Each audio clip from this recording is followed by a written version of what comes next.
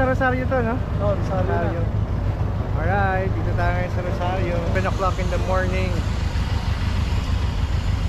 Bakit na tayo ng papunta tayong Ilocos today? Uy! Ano na busina mo ah? Dito tayo ngayon sa Ilocos Sur. Sama natin ang United Ventures Big Bike Club. Picture na tayo muna.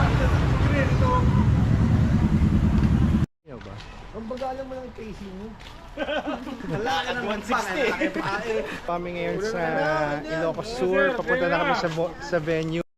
So yun pala, kailangan natin mag-tricycle papunta sa venue kasi sa pinag-check-in namin medyo malayo siya. Saka hindi talaga advisable na doon mag-park kasi ang daming motor, di ba? Oo, daming motor. Talagang magda-tricycle. Tricycle tayo. Hangga po ngayon?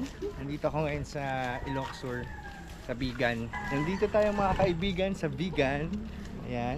Dito na tayo sa sa Sologo. May empanada na sinasabi na the famous empanada here in Ilocos. Bigan pala.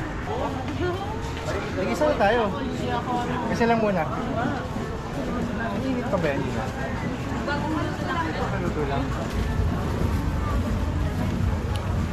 Ito. Ito sa atin. Ito sa atin pink. Ito lang yung empanada. Sarap. Sarap. Tara, punta tayo sa sa registration. Medyo mahaba na their fee. Rafi, ano po? Ang gagawin natin? Ganito. Ikaw, nandiyan ka.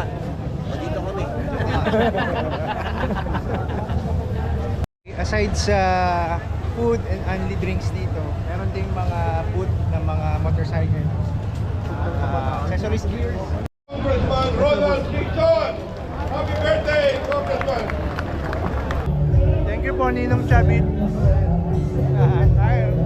What I read here from Ilocos will arrange something that is more convenient for you. Congratulations. Alright, that's it for the night. We're going to head back to our ano ba tawag? Hotel ba yun? Uy, may kalabaw. May kalabaw.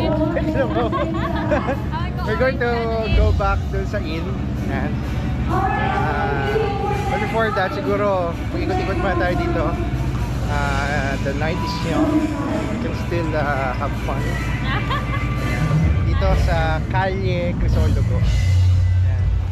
So, ayun, vlog tayo bukas kapag So that's it for day 1 here at Ilocos Sur, Bigan. Bye!